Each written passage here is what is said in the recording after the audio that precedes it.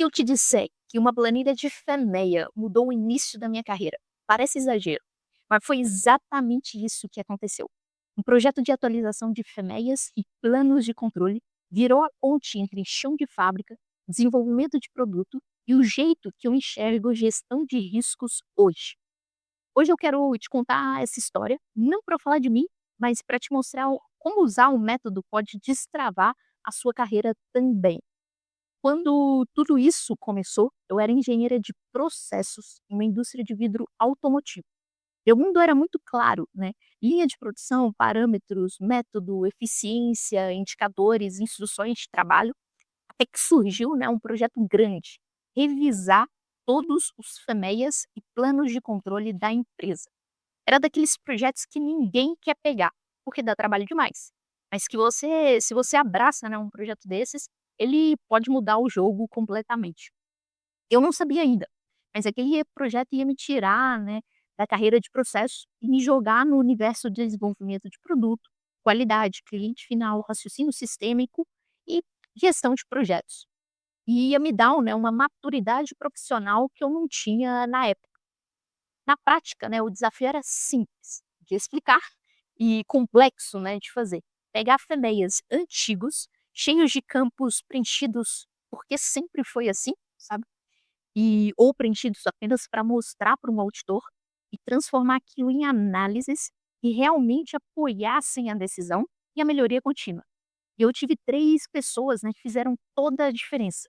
Uma mentora, tutora, com muita experiência em FMEA, em desenvolvimento de produto e qualidade, e que me guiou, assim, em toda a gestão desse projeto. Um colega com quem eu dividi o projeto, discutindo cada linha, cada risco, cada estratégia. E um mentor que, poderíamos dizer assim, que criou um método para facilitar a execução do projeto. E acredito que, assim, o principal ponto é, eu não fiz isso sozinha. E essa é a primeira grande lição do FMEA, né, gestão de risco boa é sempre trabalho em equipe.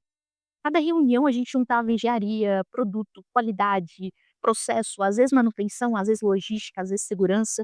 E foi aí que eu entendi, né, na vida real, aquilo que eu falo o tempo todo aqui no canal. Risco não é formulário. Risco é uma conversa estruturada. Com o tempo, né, o projeto deixou de ser só atualizar a FEMEA e virou outra coisa, né, virou a porta de entrada, literalmente, para eu participar de discussões sobre produto. A gente revisava modos de falha ligados a vidro, montagem, adesivos, sensores, durabilidade, e aos poucos eu deixei de ser só a pessoa de processo e comecei a me envolver em desenvolvimento, validação, qualidade, gestão de projetos. E foi assim, né, que em plena pandemia eu migrei da área de processos para desenvolvimento de produto. E por quê, né? Porque o FMEA ele me obrigou a entender o sistema inteiro, como o produto funcionava no carro, como o processo precisava garantir aquilo e como cada decisão virava risco ou virava prevenção. Isso me fez evoluir muito rápido. Essa é a segunda lição de carreira, né.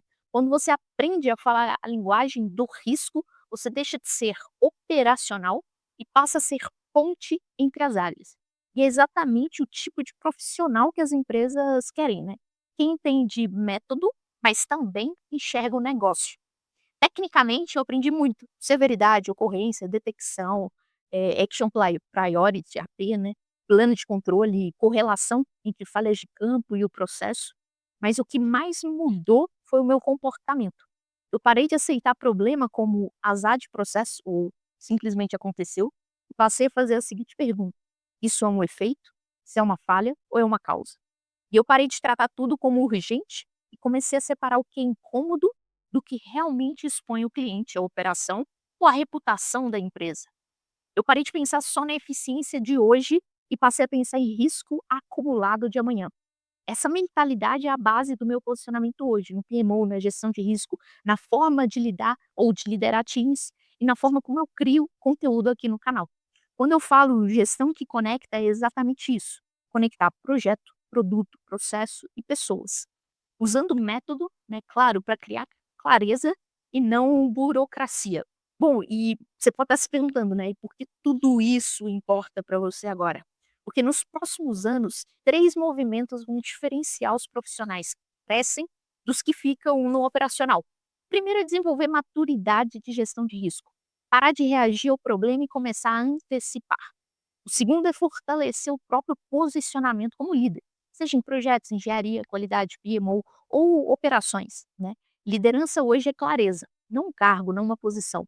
E o terceiro é usar ferramentas que realmente melhoram decisão, não que geram burocracia. Semeia, dashboards, plano de ação, estrutura, método.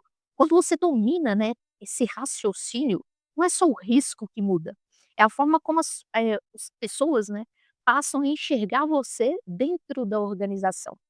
Talvez você esteja segurando hoje um projeto grande, com pouco tempo, uma planilha enorme na tela, vários indicadores e a sensação de que isso é importante.